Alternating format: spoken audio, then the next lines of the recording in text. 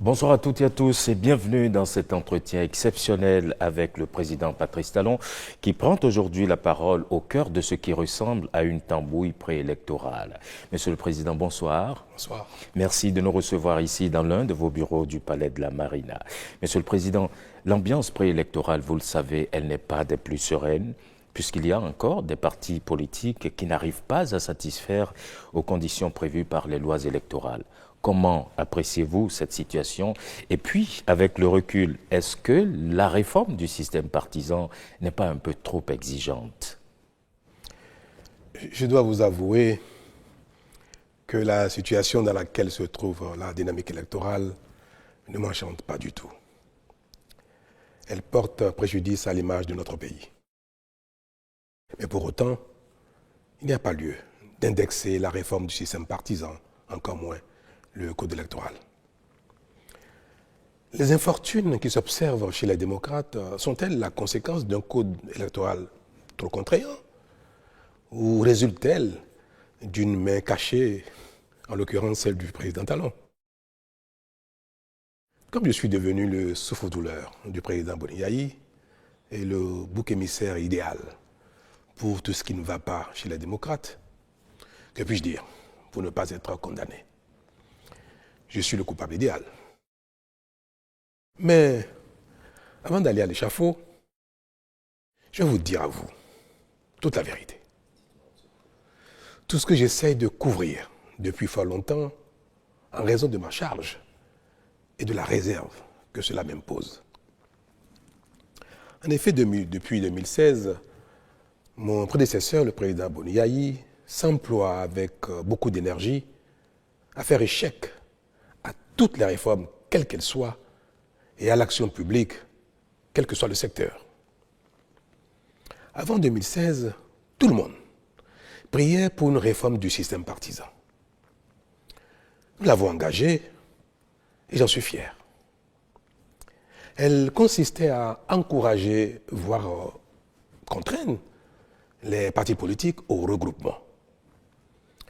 La FCBE, qui était à l'entame de la réforme, je crois le parti le plus grand de la centaine de petits partis que comptait le Bénin, avait l'opportunité d'absorber un grand nombre de ces petits partis et de devenir un grand parti d'envergure nationale, pour peu qu'elle en ait la volonté. Mais comme c'est une réforme engagée par Patrice Talon, pas question. Pas question que cette réforme prospère, même si la FCBE devait en profiter. De même, l'appel de Patrice Talon à entrer en partenariat avec la FCBE et à accueillir des cadres FCBE dans la gouvernance politique et technique du pays a été refusé à tous ceux qui ont estimé le contraire et ont montré leur disponibilité à collaborer. Tout cela ont été bannis.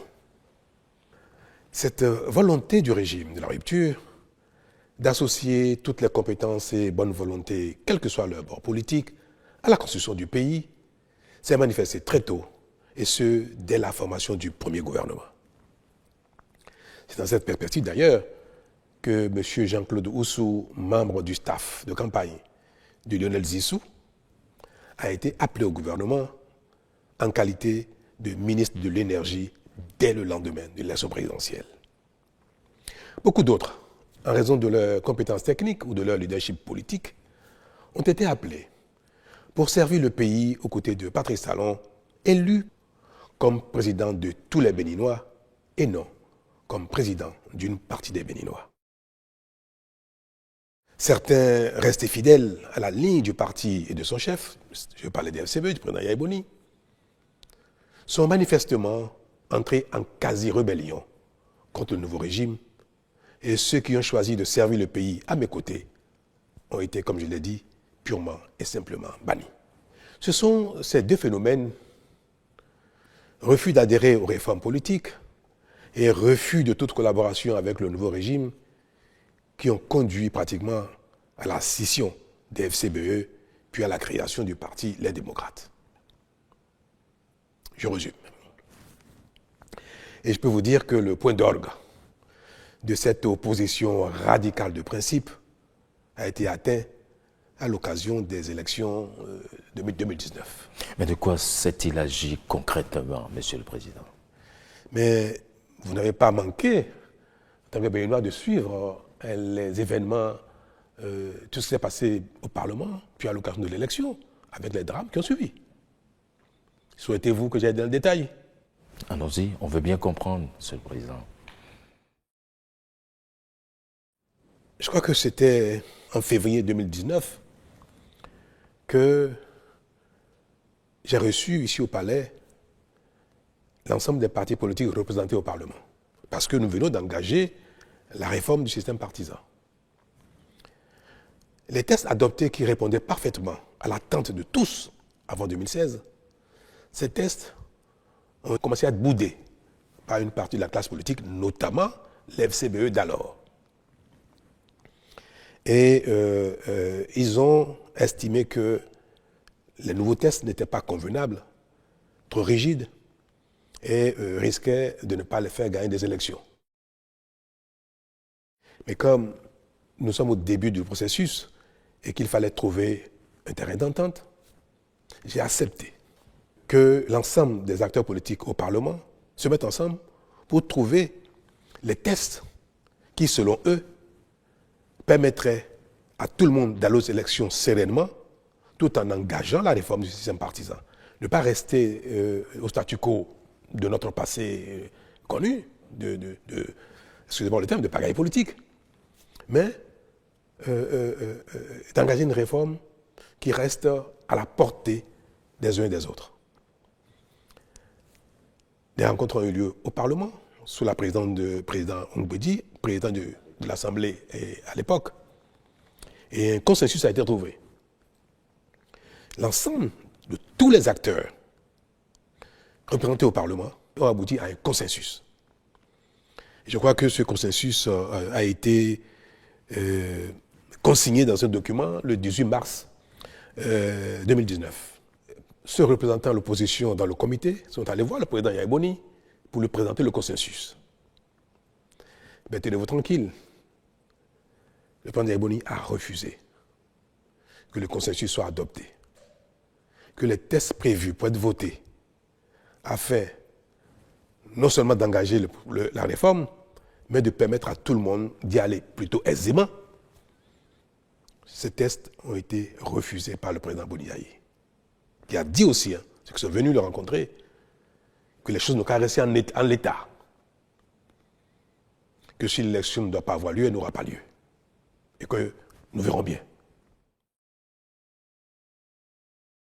La mort dans l'âme, ses propres représentants revenus au Parlement ont indiqué que, bien qu'ils aient travaillé au consensus, bien que les nouveaux tests devaient être pris leur convenaient bien, mais que la ligne du parti ne permet pas d'avancer et de signer quoi que ce soit. Et encore moins de voter de nouveaux tests, puisqu'il était prévu que les tests changent. Je dois préciser que, à la suite des négociations au Parlement, tous les représentants de chaque camp, mouvance, opposition et consorts, comme je disais tout à l'heure, après avoir abouti au consensus, tous les représentants désignés avaient signé l'accord de consensus. Donc avant d'aller soumettre cela au président Yaya Boni. C'est parce que celui-ci a refusé qu'il n'est pas question que le consensus soit mis en œuvre, qu'ils sont donc revenus et ont dénoncé leur propre signature. Ils l'ont dénié finalement. Ils l'ont dénié, après l'avoir signé. Cela, je tiens à le préciser parce que c'était pour tout le monde, il paraissait évident que ce consensus soit mis en œuvre. C'est pour ça que je crois que les représentants de l'opposition n'ont même pas estimé nécessaire d'aller solliciter l'approbation du document avant de le signer. C'était évident pour eux parce que tout ce qu'ils ont demandé a été pris en compte. Mais malheureusement, donc, l'approbation du président Boniaï n'a pas été obtenue et ils sont revenus au Parlement pour dénier leur propre signature et se retirer de la salle. Et d'ailleurs, à la mise en œuvre des tests, je crois, je n'ai plus le bon souvenir des choses, toutes les questions ont été évoquées, ils sont carrément sortis de la salle. Alors, voter un nouveau test, il n'en avait rien à faire. Continuer avec les tests existants, pareil. Est-ce qu'il fallait bloquer le pays? S'arrêter là? On fait quoi? Avec le test existant ou de nouveaux tests, rien ne se fera. Le Parlement a continué avec les tests existants et nous sommes allés aux élections législatives 2019. Vous connaissez la suite.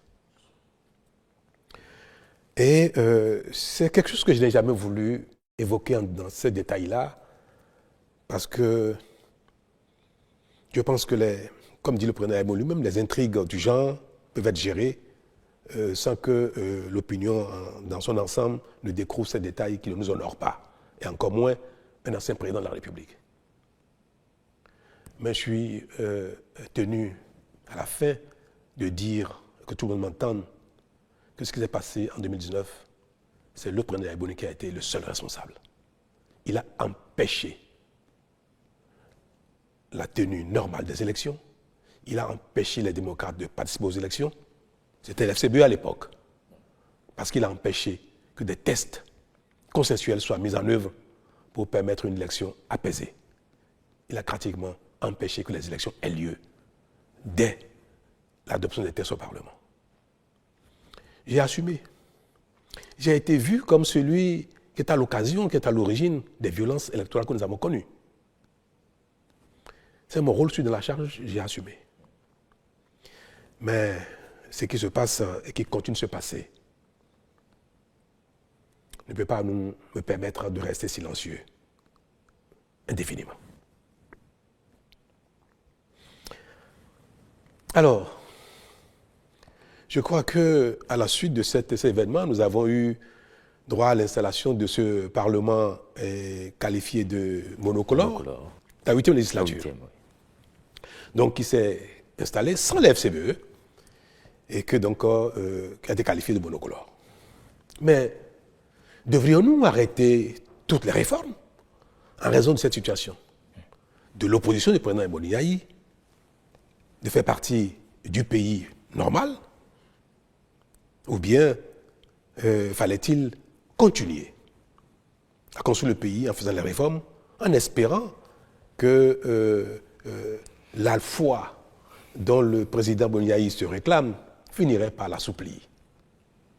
Nous prions tous et nous espérons chaque fois que le ciel nous accorde de faire de bonnes œuvres, de calmer nos pulsions, nos colères, pour qu'autour de nous, la vie soit confortable pour les uns et les autres. Et moi, j'ai espéré que cette foi finirait par avoir raison de la position du président Boniaï. Mais je crois que rien n'y fit. Nous avons donc décidé de ne pas arrêter le processus de mise en œuvre des réformes et nous sommes allés donc le plus loin possible pour rester dans la dynamique de l'aboutissement à un pays doté de grands partis politiques susceptibles de représenter toutes les régions du Bénin à l'occasion de chaque élection, que ce soit législative, communale ou présidentielle. Notre action, qui n'a pas manqué de continuer d'amadouer le président Boniaï et le FCBE d'alors, nous a amené à entamer, à convoquer un dialogue politique en octobre 2019. Alors l'intérêt de ce dialogue était de tourner la page de la non-participation des FCBE aux élections, de la violence qu'il y a eu, et qu'ensemble, nous repartions sur une nouvelle base avec des tests peut-être nouveaux, un peu réajustés. Disons que j'ai été constamment dans cette dynamique de rediscuter avec les uns et les autres, de trouver des compromis pour avancer. Presque tous les partis politiques existants au Bénin alors, en ce temps, qui ont été invités au dialogue, sont arrivés, y compris les FCBE. Je crois qu'à l'époque, il y avait une dizaine de partis convenablement enregistrés selon la charte des partis. Et les FCBE ont participé au dialogue. Mais le fait d'avoir participé au dialogue, le président Boni a décidé d'exclure tous les cadres FCBE, les leaders FCBE qui sont venus au dialogue. Vous connaissez, vous avez suivi un peu ce qui s'est passé dans cette période-là. Bien sûr. Un processus a été engagé pour les exclure du parti. Oui. Je crois que c'était même allé en justice. Évidemment. Je crois que le président Boni n'a pas réussi à les exclure du parti et le parti devait rester dans son intégrité avec tout le monde. C'est ce qui a fait partie le président Boni avec certains et qui a donné lieu à la création des démocrates. Donc ce parti est né du fait de la participation des FCBE au dialogue politique. Il ne fallait pas que les FCBE participent à des échanges dits dialogue politique. Voilà la situation dans laquelle nous avons été jusqu'à la création des démocrates en 2020, je crois. Oui, 2020. Je crois. Puis le pays a continué son chemin jusqu'à l'avènement des élections législatives de 2023. Je passe les détails, ce qui s'est passé jusque-là. Mais je n'ai pas arrêté de faire le charme aux uns aux autres, de les amadouer, de les supplier même de venir et prendre le train en marche. Et en effet, les démocrates se sont résolus à participer enfin aux élections. Et ils ont été donc candidats aux élections de 2023, aux élections législatives. La suite, avec les mêmes lois, les mêmes tests, parce qu'on a réussi à les supplier, à les amadouer qu'on sort, ils sont allés aux élections et ils ont eu 28 députés avec les mêmes tests. À peine cet obstacle franchi, c'est-à-dire élection 2023 avec les nouveaux tests, que les prémices d'un contournement des dispositions mises en place ont commencé à apparaître ici et là, y compris dans mon propre camp. C'est-à-dire que après 1 an, 2 ans, 3 ans d'efforts, de sacrifices des uns des autres pour rester dans de grands ensembles et aller aux élections, je crois que nos démons nous ont rattrapés. Au sein de l'Union progressiste le Renouveau, qui est un parti qui me soutient, les velléités de liberté ont commencé à s'exprimer, à se faire voir. Pareil au Bloc républicain. Et encore davantage chez les démocrates qui venaient à peine de se constituer, d'aller aux élections et d'avoir des députés. J'ai même reçu en son temps une partie des cadres, des personnalités non moins importantes des démocrates qui m'ont prié que maintenant que ils sont tous au Parlement, qui m'ont prié de revoir les seuils fixés pour avoir accès au partage des sièges dans le code électoral. Cette demande, également, je l'ai entendue au sein des BR, au sein des UP. Le Renouveau. Alors vous comprenez quelle a été ma tristesse. Est-ce qu'il fallait revenir en arrière, baisser les seuils pour qu'à nouveau les partis s'éclatent? Parce qu'un seuil plus bas permettait à ces deux partis de se diviser en 2 ou 3. Et je l'ai dit même plusieurs fois ici, à l'occasion de certaines rencontres, je l'ai dit au président Boni quand il est venu me voir, j'ai dit, Monsieur le Président, si j'avais accepté de m'engager avec vous dans la révision du code électoral pour baisser les seuils, les démocrates auraient déjà explosé. Ce n'est pas vous seul, UPR et BR. Dans ces conditions, vous comprenez pourquoi je suis resté droit dans mes bottes en essayant de convaincre les uns et les autres de bien vouloir rester là où ils sont, là où chacun se trouve, afin que nos sacrifices ne soient pas vains, puisqu'on serait retourné à la case départ. Voilà donc ce qui nous a amené à maintenir les tests, le code électoral, les tests actuels en l'état pour, je dirais, forcer la main aux uns aux autres de rester ensemble et même aller au-delà pour continuer les regroupements. Puis arrive le moment présent. l'élection présidentielle et les élections législatives et communales de 2026 et patatras. Le code électoral actuel a certes placé la barre haut pour tout le monde, mais a surtout permis, voire recommandé à chacun d'être disposé, après les élections, à échanger avec les autres afin qu'ils ne se voient plus comme des ennemis.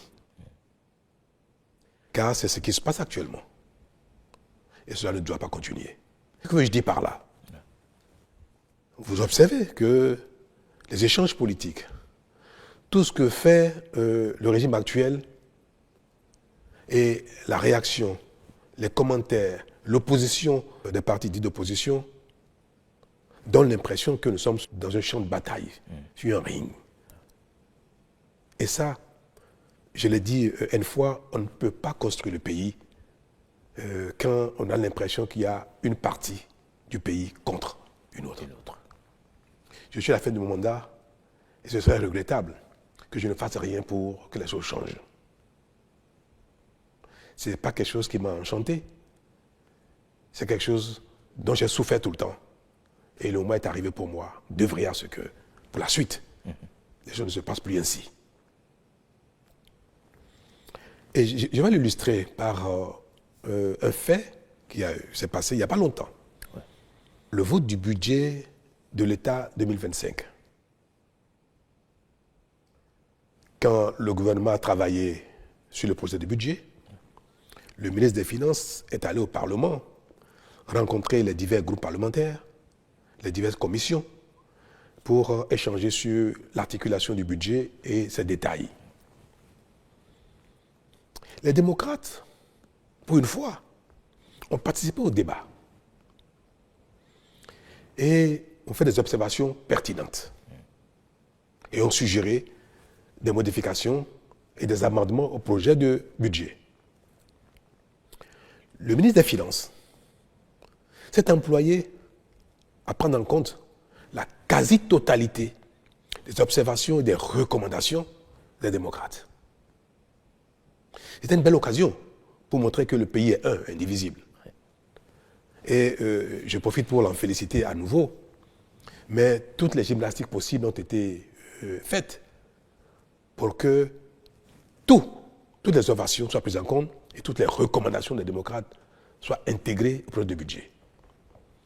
Le ministre est revenu au gouvernement, présenter la nouvelle mouture. Le gouvernement l'a approuvé entièrement dans son intégralité et a souhaité que le budget soit voté en l'état avec les nouvelles dispositions. Au vote,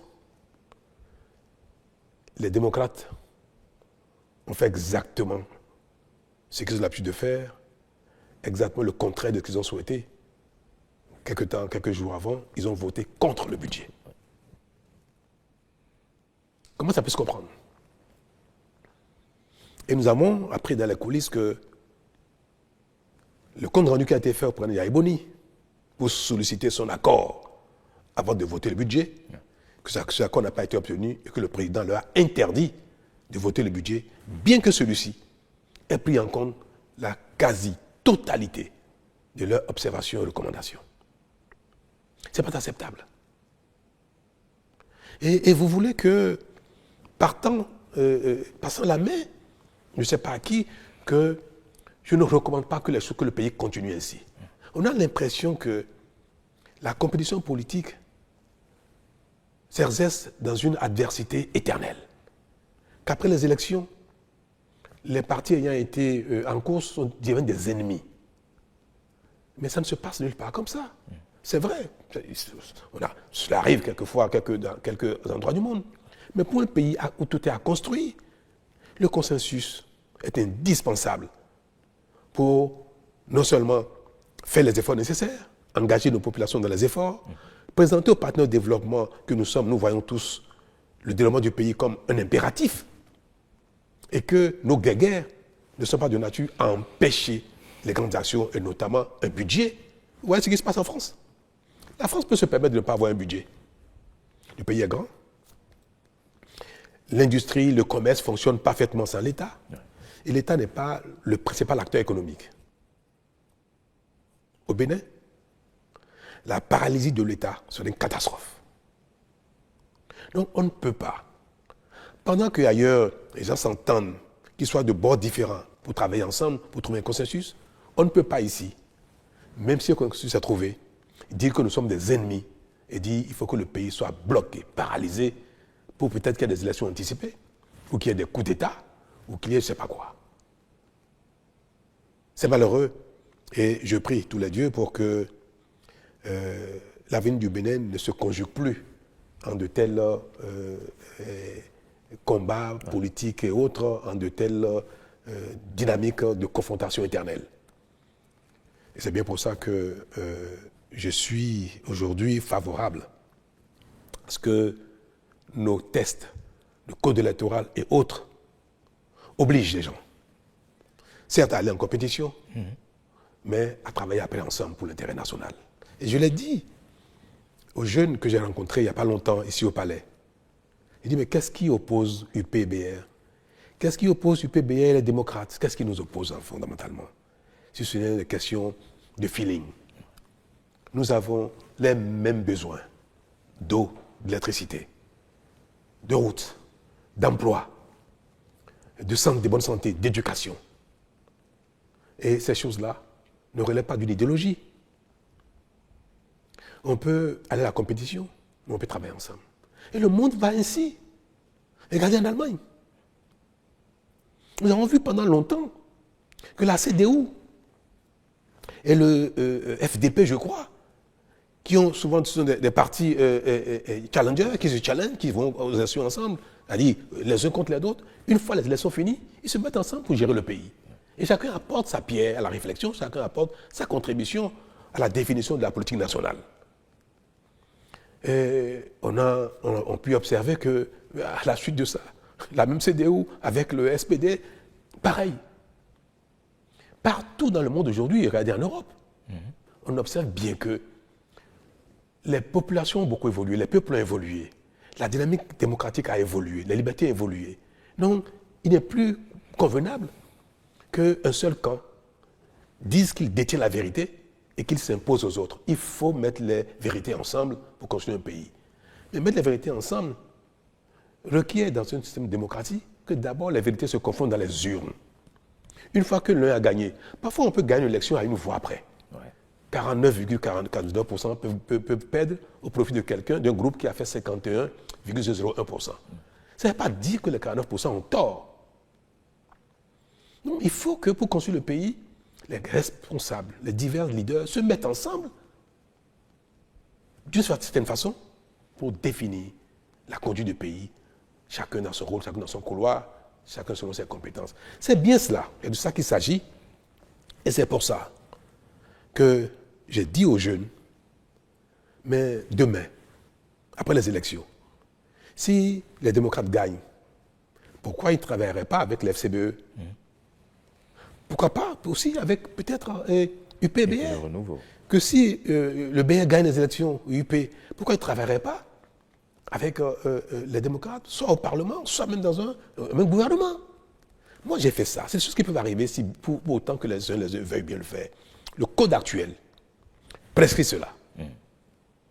Est-ce que c'est mauvais que notre code électoral demande aux partis candidats de dire s'ils ont l'intention, après les élections, d'échanger, de collaborer pour la gouvernance du pays?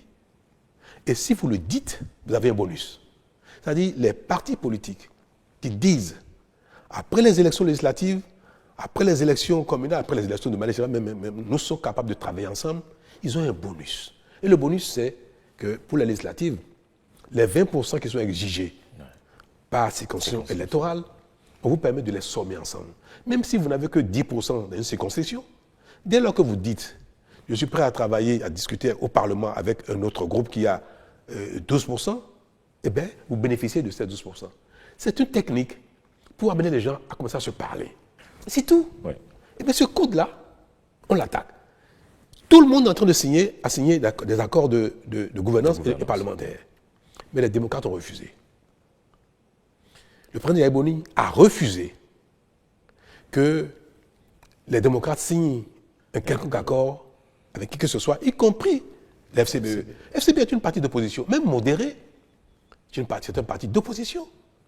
Si les démocrates avaient signé avec l'FCBE un accord de gouvernance et d'accord parlementaire, le duo candidat à l'élection présidentielle des démocrates ne serait pas tombé, malgré la défection d'un de leurs. Oui. Parce que l'FCBE dispose, je crois, de 6 ou 7 combien de parrainages. Les parrainages de l'FCBE auraient permis aux démocrates d'être présents aux élections. Donc ils ont choisi de marcher sur la corde raide, sur le fil du rasoir. Ils se sentent si forts, c'est très bien. Mais en ce moment, quand on a choisi de marcher sur un fil et qu'on tombe, il ne faut pas chercher les boucs émissaires ailleurs. Okay. Je suis malheureux de le dire et de le répéter. Je suis malheureux que les démocrates n'aient pas les élections présidentielles. Ils avaient la possibilité de le faire. Ils pouvaient signer un accord avec l'FCBE.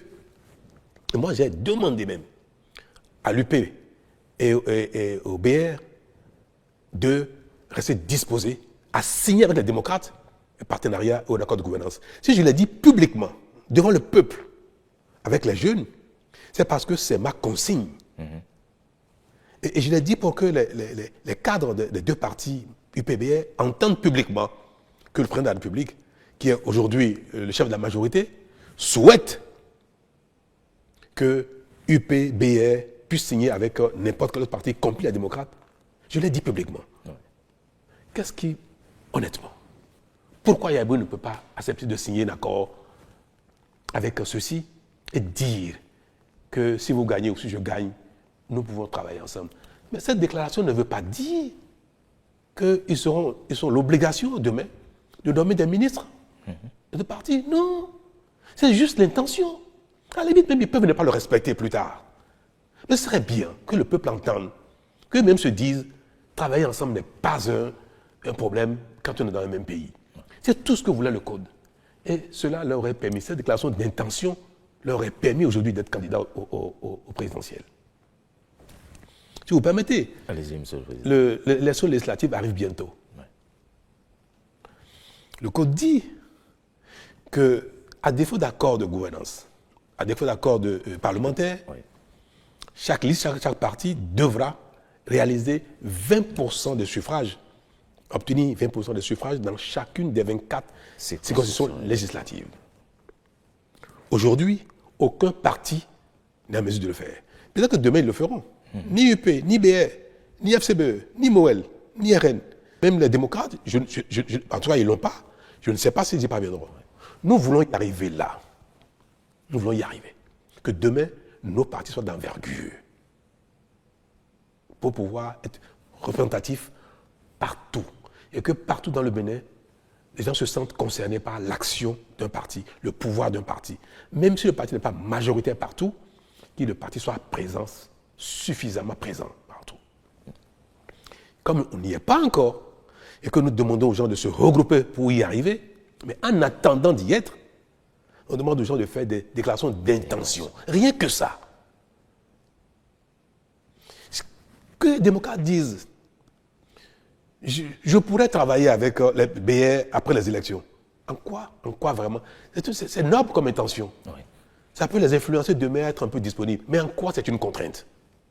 Oui, et cela leur aurait permis bientôt d'aller aux élections législatives sans être soumis à la satisfaction de ces 20% exigés. Et ils pourront avoir peut-être 50%, 60% du Parlement. Peut-être qu'ils auront 80 députés sur 109, rien qu'avec cette déclaration d'intention. Moi, je fais tout pour amener les uns les autres à travailler ensemble, à ne plus être des ennemis, au moins à déclarer leur intention de non-agression.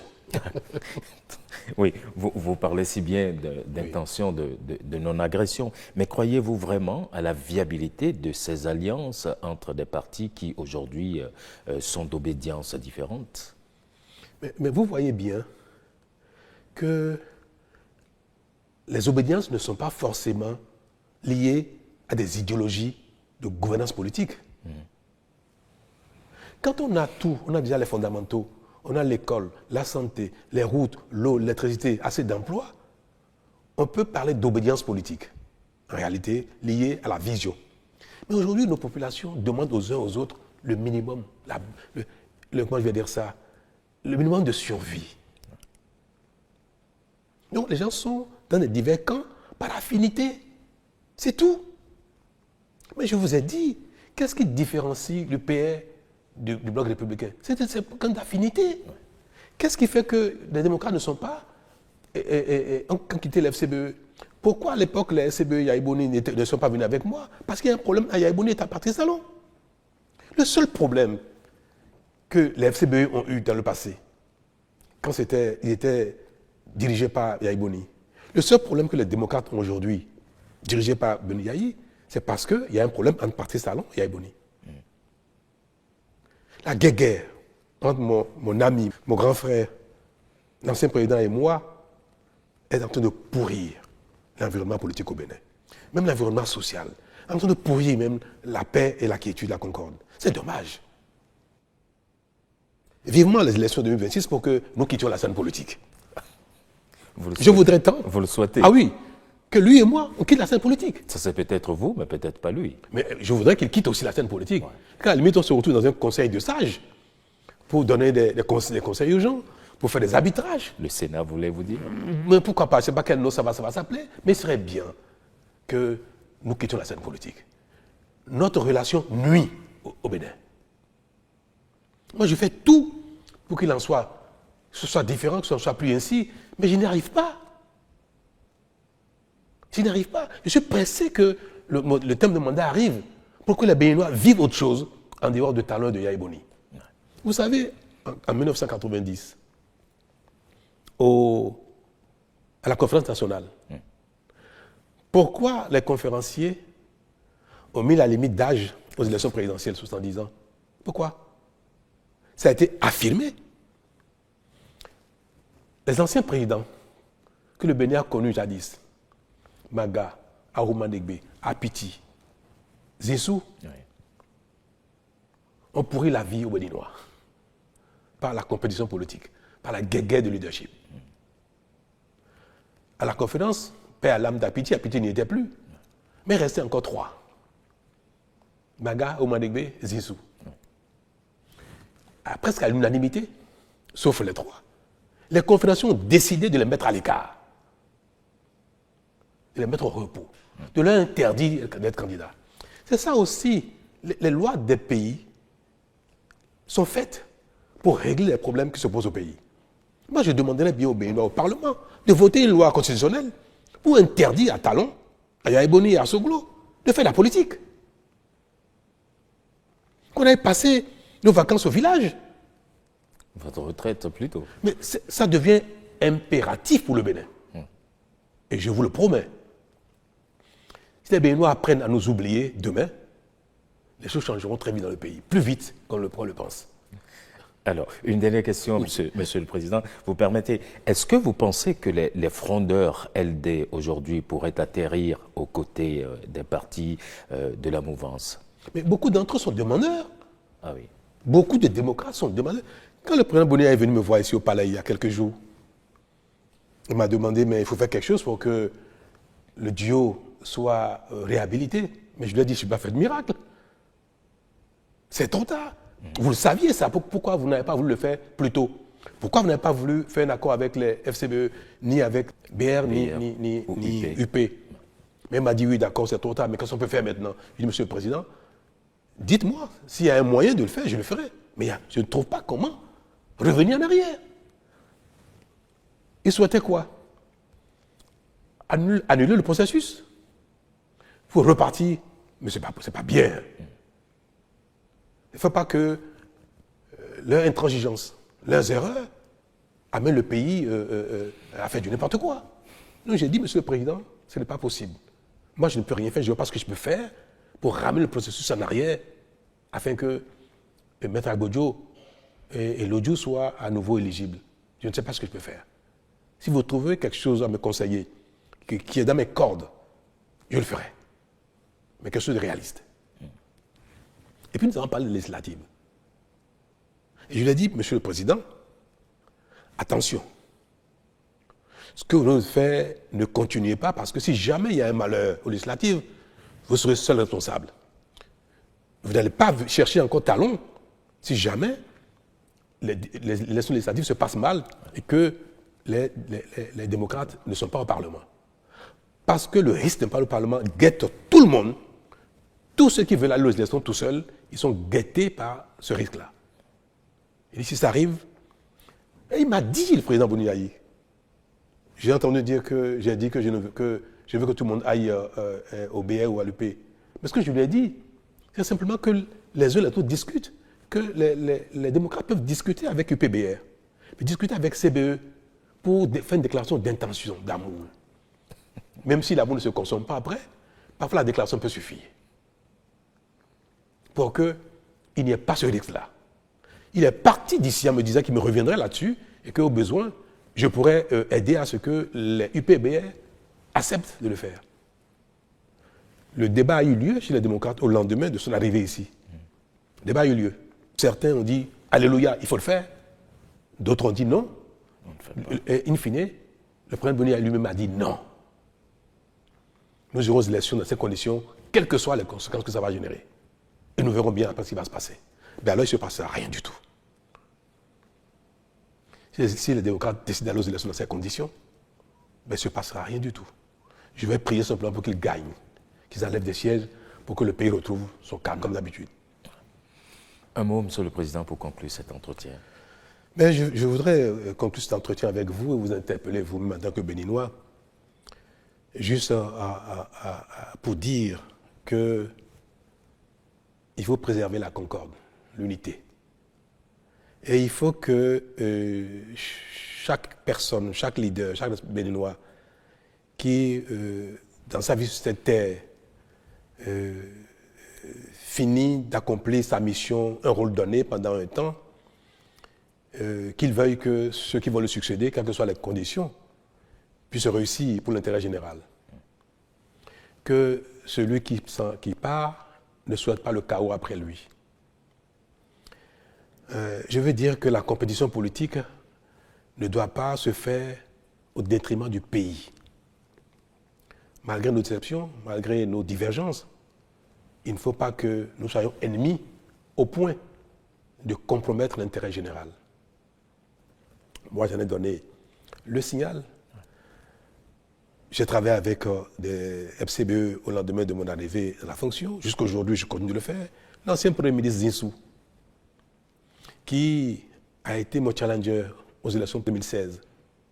Aujourd'hui, il travaille avec le Bénin, il travaille pour le Bénin. Il fait des choses extraordinaires. Moi, je suis admiratif de ce qu'il fait. Il nous accompagne beaucoup, il nous aide beaucoup. Il aime son pays. Moi, j'ai pu, en 2016, même mal juger sa capacité à se donner pour le Bénin. Et j'observe, il n'est pas président, mais il fait des choses extraordinaires pour le Bénin. Et ça, vous voyez, s'il avait suivi Yaya Boni, il nous aurait privés de ses compétences. Il nous aurait privés de tout ce qui nous apporte dans le succès de notre action. C'est ce que je voudrais que chacun fasse, qu'on soit d'un bord ou de l'autre. Quand c'est le pays, on peut servir le Bénin. On peut ne pas être d'accord avec Talon, Patrice. On peut ne pas être d'accord avec la rupture. Il ne faut pas saboter le Bénin.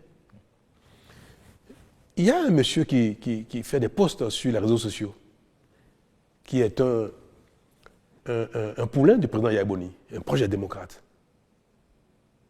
Un protégé, un poulain, je sais de quoi je parle, Yaya Boni, qui raconte sur les réseaux sociaux que nul ne doit aller investir au Bénin. N'allez pas au Bénin, vous serez escroqué, vous serez broyé, vous serez mis en prison. Les Béninois sont des voleurs, ils vont vous voler, ils vont vous escroquer. L'État même du Bénin va vous escroquer aussi, vous serez broyé. C'est un Béninois qui est un des sympathisants démocrates, un proche du président Yaya Boni, qui dit de pareilles choses sur les réseaux sociaux. Mais j'aurais voulu dire au président, mais dites-lui d'arrêter, c'est pas bien, parce qu'il ne porte pas préjudice à Talon, c'est le Bénin. Il dit aux gens de ne pas venir au Bénin, n'allez jamais au Bénin. Alors, quand je vais partir, il dira quoi? Ah bon, le diable est parti, maintenant vous pouvez aller au Bénin. Mais il aura impacté négativement le Bénin. Il n'aime pas le Bénin négativement. Quand le président est venu me voir il y a quelques jours, permettez que j'ai cet détail de conclure. Il y a des web activistes qui sont dans la même dynamique, qui seraient en détention aujourd'hui. Par exemple, Ben Yahi m'a prié de faire quelque chose pour les libérer. J'ai dit, mais je fais quoi, Monsieur le Président?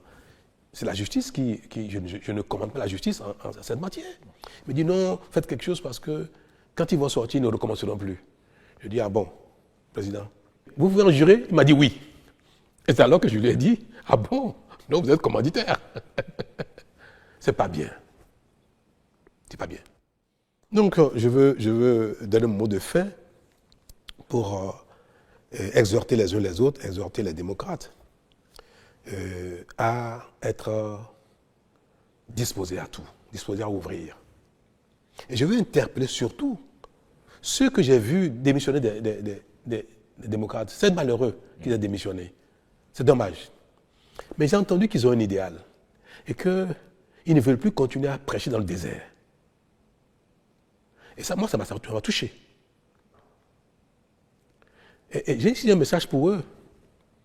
C'est que si leur idéal ne peut pas prospérer dans le groupe politique actuel et qu'ils sortent de ce groupe-là, il ne faut pas que leur idéal meure. Il faut qu'ils continuent de le promouvoir. Mais le meilleur moyen de promouvoir un idéal politique, c'est d'être un acteur politique. Et c'est pour ça que, sans état d'âme, je vais inviter le ministre d'État Wadaï, candidat aux élections présidentielles. Je vais inviter l'Union progressiste de renouveau. Je vais inviter le Bloc républicain, Moël Béné, RN, pour les rencontrer, discuter avec eux et leur permettre même de s'exprimer leur idéal dans un cercle plus large. Parce que ce que je prône depuis, c'est d'ouvrir le champ des discussions politiques, d'ouvrir les cercles de rassemblement politique. Et il ne faut pas les laisser en rade, parce qu'ils n'ont pas trouvé bonheur là où ils sont. Mais ils sont des acteurs politiques, ils continuent de vouloir défendre un idéal, il ne faut pas les laisser en rade.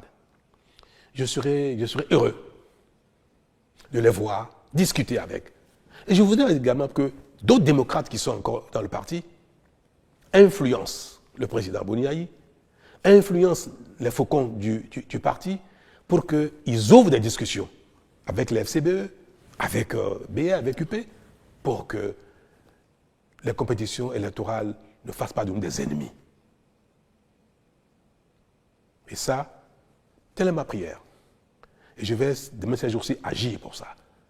Je veux le ministre Wadaï, je lui dirai qu'il doit le faire. Je veux le président Djogbenou, Biochane, Ayadji et Mme Prunesio, je vais leur dire qu'il faut aller parler avec ceux qui ne pas trouver leur bonheur et qui sont sortis pour que le Bénin continue de rassembler ses fils qui ont de la vocation politique pour travailler ensemble pour le Bénin. C'est ma volonté, c'est ma prière. Merci beaucoup, Monsieur le Président. Merci. Merci à toutes et à tous. À très vite.